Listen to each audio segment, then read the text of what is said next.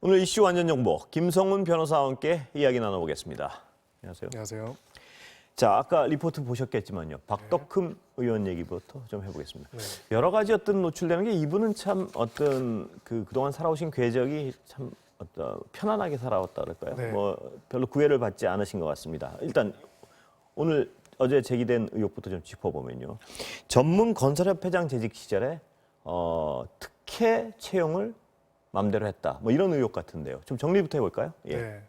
일단은 지금 몇 가지 여러 가지 사항들이 있는데 그 중에서 또 이제 채용과 관련된 부분들이 또 집중적으로 알려졌습니다. 지금 일단 전직 회장, 전에 다른 회장을 했던 분께서 이 부분에 대해서 문제 제기를 하고 형사 고발도 한 것으로 예. 나타났는데요.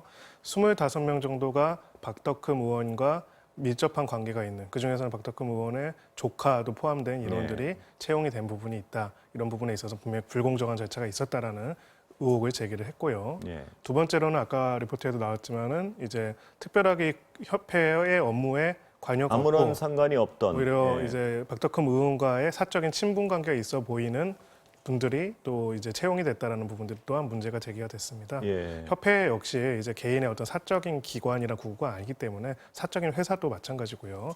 별도의 법인격을 가지고 있는 곳일 거기 때문에 여기를 업무를 집행하는 수행하는 회장으로서는 이 채용 절차를 공정하게 관리할 필요가 있거든요. 예. 만약 그런 의무를 반해 가지고 자신의 개인적인 이익이라든지 제3자의 이익을 위해 가지고 채용 절차에 개입을 해가지고 했다면은 이것은 법적으로는 또 업무 방해가 될 수 있는 부분이 있습니다. 자신의 이익뿐만 아니라 자신이 마음대로 어떤 기준도 없이 마구 어떤 특혜를 줬어도 문제가 되는 것이겠죠. 그렇습니다. 그 협회 자체의 업무를 방해한 걸로 볼 수가 있는 것이죠. 예, 그 부분 법적인 부분 따지기 전에 아까 리포트 같이 보셨지만 대학 졸업하고 별 할 일이 없던 여성분을 골프장에 데리고 왔었고 그분을 취업을 시켰다. 뭐 이런 의혹을 사고 있는 건데요. 네. 저렇게 어떤 협회라는 것을 마음대로 했을 경우에 법적인 문제는 뭔가요, 그게?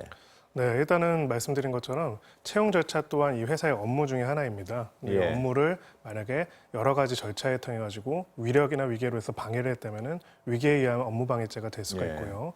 지금 이제 한 몇 년 전부터 계속 여러 가지 채용 비리 형태가 나타났죠. 정확하게 말해서는 새롭게 채용 비리 범죄가 벌어졌다기보다는 그동안 만연해 있던 채용 비리에 대해서 여러 가지 사법적 판단들이 이루어졌습니다. 예. 이런 부분들에 있어가지고 특정한 점수를 조작을 하거나 혹은 개입을 해가지고 이 채용 절차라는 업무의 공정한 수행을 방해한 경우에는 비록 그 회사의 오너라 할지라도 대표자라 할지라도 업무 예. 방해죄로 처벌해서 의유를 하고 있습니다. 예, 그게 지금 말씀하신 거는 공무원이나 공적 기관이 아니라도 마찬가지란 맞습니다. 말씀이시죠? 네, 예. 공무가 아니라 사적인 기업인 경우에도 업무 방해가 될 수가 있습니다.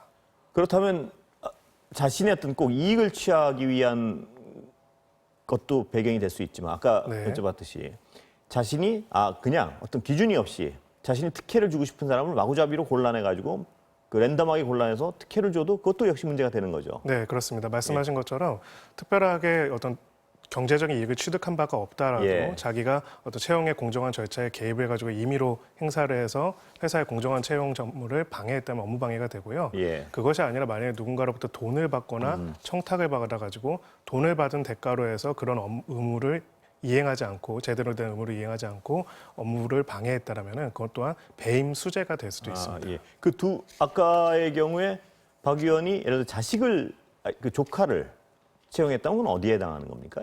조카를 채용한 것과 관련돼서 예. 경제적인 대가를 취득한 부분이 없고 예. 특히 이제 원칙적으로는 이제 조카 채용 자체가 바로 불법이 되는 건 아닌데요. 예. 이제 그 채용 과정에 있어가지고 불공정하고 특혜가 있었다면, 문제가 있었다면은 예. 그렇다면 업무방해죄에 그것도 역시 업무방해죄고요. 그렇습니다. 예. 예.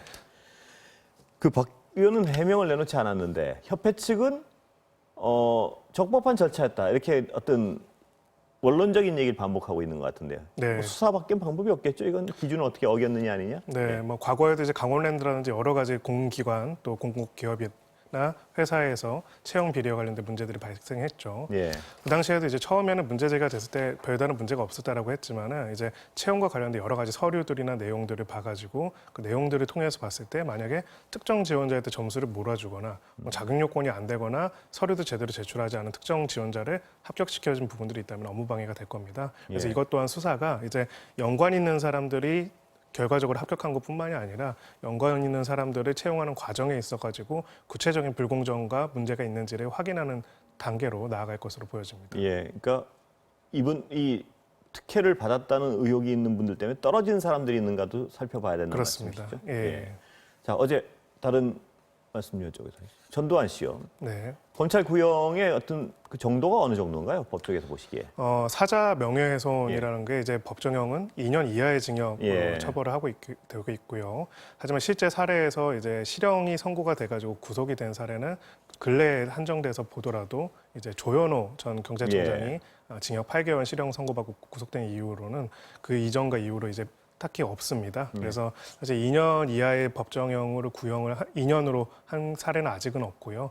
1년 6개월이라고 한다면은 이제 그것이 역사적이나 또 감정적이나 정치적으로 정당한지와 별개로 치더라도요. 2년 이하의 징역을 처벌하고 있는 사자 명예훼손의 법정형의 기준을 봤을 때는 상당히 높은 형을 구형한 부분이 있습니다. 거의 어떤 극단치, 최고형에 가까운 형을 그렇습니다. 구형했다고 볼 수 있는 거죠? 네, 그렇습니다. 그러니까 고 조비오 신부가 그 혐의 사실 좀 정리해 볼까요? 네, 조비오 신부님께서 이제 관련돼서 헬기 사격에 관해서 증언한 내용들이 있고요. 이 증언한 내용을 가지고 전두환 씨가 회고록에서 그 조비오 신부를 파렴치한 거짓말쟁이다라고 비난한 부분들을 이제 허위사실 적시로 인한 출판물에 의한 명예훼손으로 사자 명예훼손으로 이제 기소를 한 사안입니다. 즉 핵심적인 쟁점은 두 가지가 되는데요. 하나는 조비오 신부님의 발언에 대해 가지고 그 발언에 있어 가지고 발언의 진정성 여부, 그 진실 부합하는 여부를 봐야 하고요. 그러면 거짓말쟁이라는 말이 허위인지 진실인지 바로 거기에 따라 달라지는 부분이죠.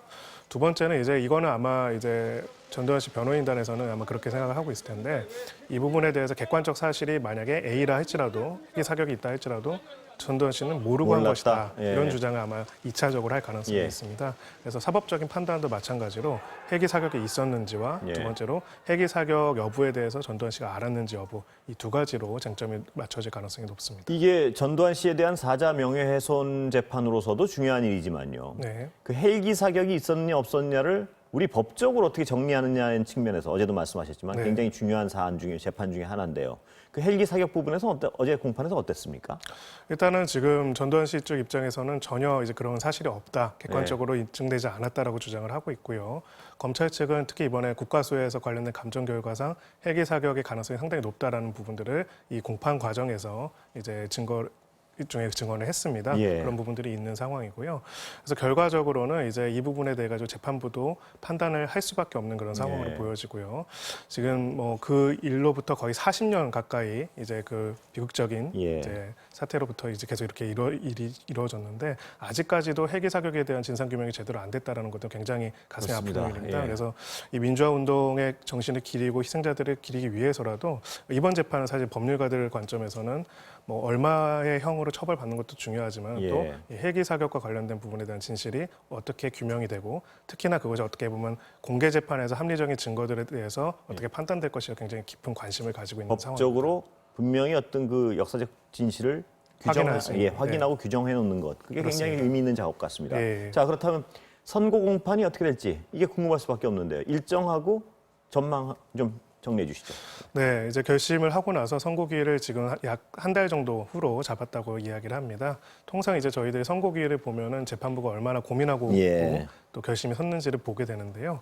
통상은 이제 이 일반적인 재판에서는 2주 내지 한 달 내로 선고기일을 잡는다면은 재판부가 어느 정도의 판단을 정리를 한 상황인 경우가 많이 있습니다. 그래서 이 쟁점들에 대해서 어느 정도 판단이 섰기 때문에 재판을 이제 결심하고 선고기일을 잡은 것으로 추정하고 있습니다. 이 선고 결과가 아까도 말씀드린 여러 가지 이유 때문에 굉장히 궁금해할 수밖에 없는 상황입니다. 그렇습니다. 특히 헬기 실탄 사격에 대한 부분, 법정이 어떻게 정리할지 대단히 어떤 지켜봐야 될 상황 같습니다. 또 그 부분을 어떻게 설치할지도 굉장히 중요한 부분일 것 같습니다. 자, 다음 얘기 좀 넘어가겠습니다. 디지털 교도소요. 네. 이게 처음에는 변호사님도 아시겠지만 여론의 지지도 받은 적이 있습니다. 뭐냐면은 어떤 성범죄가 워낙 흉악하니까 이 사람들 실명을 공개하는 데 대해서 지지를 받은 적도 있는데 문제는 이게 계속 지나가면서 엉뚱한 사람에 대한 피해자도 나타나고요. 그렇습니다. 어떻습니까? 이게 어떤 범죄인가요, 이게? 일단은 정보통신망법상 만약에 허위 사실을 유포했다면 허위 사실 적시로 인한 명예훼손이 될 수가 있고요. 만약 객관적으로 사실에 부합하는 거 하다 할지라도 그 또한 사실 적시로 인한 명예훼손이 될 수가 있는 부분이 있습니다. 지금 이제 이런 내용들에 대해 가지고 뭐 어떤 분들은 통쾌하게 생각하셨던 분들도 있을 겁니다. 그럼에도 불구하고 우리가 헌법이라는 게 기본이 되는 기본법이라고 이야기도 하는데요. 낡은 법이 아니라 이제 소위 말해서 우리 예. 모든 공동체가 지켜야 하는 근본 원리라고 하는 건데요. 헌법상 이제 이러한 범죄의 확정과 판단에 있어서 공개 재판에 따라서 피고인의 방어권을 보장하고 상당한 기간을 거쳐서 하도록 한 이유가 있습니다. 과거에는 이런 사적 제재라든지 굉장히 이런 것들이 활발하게 이루어졌었고요. 예. 근데 결과적으로는 그렇게 하다 보니까 이번에도 드러났지만요. 객관적으로는 그런 죄를 범하지 않았던 사람을 얼마든지 악의적으로 이용해가지고 비난을 할 수도 있고 예. 그로 인해서 목숨을 끊을 수도 있고 이런 사고들이 계속 발생하지 않습니까? 그래서 이런 절차들을 기존에 우리가 만든 질서 속에서 차근차근히 밟아서 하자는 것을 했던 게 우리 헌법의 정신이고요. 그리고 그런 면에서 말씀하신- 봤을 때는 이번엔 디지털 교도소는 바로 그런 부분에 있어서는 개별적인 법률 위반뿐만 아니라 헌법적인 정신에도 반하는 부분이 예, 있습니다. 말씀하신 대로 잘못된 허위 사실을 가지고 왔으면 어떤 한 사람을 죽이는 거고요, 정말로. 그렇습니다. 예. 그 사실이 맞더라도 사적 제재는 우리 민주사회고 법치주의에선 있어서는 안 되는 제도죠. 그렇습니다. 사적으로 처벌을 한다는 것 자체가 만약에 이제 이것을 누구나 모두가 사적 제재를 하는 것들을 허용할 수 있고 그런 구조가 된다면 무법천지가 되는 거예요. 말 그대로 무정부 상태가 되는 거겠죠. 예. 그리고 거기서는 누구도 피해자가 될 수가 있습니다. 누구나 피해자가 될 수가 있기 예. 때문에 물론 이제 우리가 한편으로도 되짚어봐야 하는 거는 그럼 우리 사법질서나 사법부가 성범죄자들에 대한 처벌이나 재발 방지에 얼마나 적극적으로 노력을 해야 하는가. 그렇습니다. 예. 사실 아동 그 포르 성착취물을 유통한 사람에 대한 처벌도 너무 낮지 않았습니까? 그런 부분 때문에 이런 어떤 있어서는 안 될 사적 제재가 여론의 어떤 호응을 네. 받은 적도 있었던 거겠죠. 맞습니다. 예. 예, 그래서 결국은 사적 제재가 횡행해지는 거는 결과적으로는 공적 제재가 제대로 작동을 못하는 예. 부분이 있기 때문입니다. 그래서 이 부분에 대해서는 또 처벌을 하거나 문제를 제기를 해서 정리를 하더라도 공적 제재 부분에서 특히 성범죄와 관련된 부분들에 대한 내용들을 검토하고 일벌백계 진짜 할 수 있는 재발을 방지할 수 있는 예, 제도적인 마련을 할 필요가 있습니다. 제도적 장치가 분명히 마련돼야지 이런 사적 제재 논란이 없어질 것 같습니다. 그렇습니다. 예. 마지막으로 하나 더 여쭤보면 SK 네트워크스요. 네. 비자금 무슨 얘기입니까? 일단 그 사안부터 좀 정리해 주시죠. 예. 네, 일단 뭐 전격 압수수색인 상황이기 때문에 구체적인 혐의점이 밝혀지지는 않았습니다. 예. 다만 이제 FIU라고 해가지고요 금융거래 정보를 분석하는 기관이 있습니다. SK 네트워크 같은 굉장히 많은 회사들을 세계적으로 규모를 가지고 이제 회사들을 거느리고 있는데요. 그 자금 거래 내역 중에서 이상한 부분들을 발견을 했고 예. 그 부분 중에서 업무상 배임 또는 업무상 횡령 혹은 횡령을 통한 비자금 조성이라는 형태의 의구심을 살 수 있는 구체적인 것이 촉발이 돼가지고 그 내용에 대해서 지금 인지가 돼서 수사가 들어간 걸로 보여지고요. 예. 대표적으로 뭐 A 회사, B 회사, C 회사가 계속 거래를 하거나 자산의 양수도를 하는데 거기에 있어서 종국적으로는 이 재산과 경제적인 가치가 엉뚱한 곳으로 가서 사라져 버렸다. 이런 것들이 밝혀질 경우에는 업무상 횡령과 배임으로 처벌을 받을 수가 있습니다. 최신원 회장이죠. 네, 그렇습니다. 예. 어떤 이 수사 결과에 따라서 또 사회 전반적인 파장이 불가피한 상황 같습니다. 네, 한편으로는 또 SK 네트워크스뿐만 아니라 이제 검찰에서 최근에 어떤 재계 수사가 별로 왕성하게 있지는 않지 않았습니까? 예. 앞으로 이제 이런 건들에 대해 가지고 활발한 또 수사가 이루어질 가능성을 또 보일 수도 있다라고 봅니다. 예, 오늘 말씀 감사합니다. 감사합니다.